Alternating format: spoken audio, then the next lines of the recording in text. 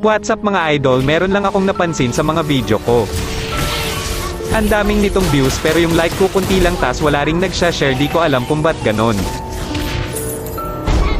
Siguro dahil di nila nagustuhan yung video kasi kulang pa ito sa effort.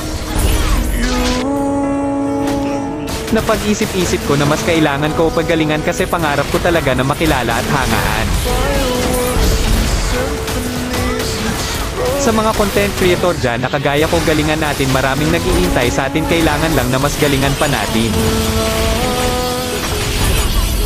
Yung mapapabilib talaga natin sila, yung di mo kailangan mag-script ng video para lang bumilib sila kasi mas nakakabilib yung totoo kesa gumawa ka ng script na pang creation camp lang.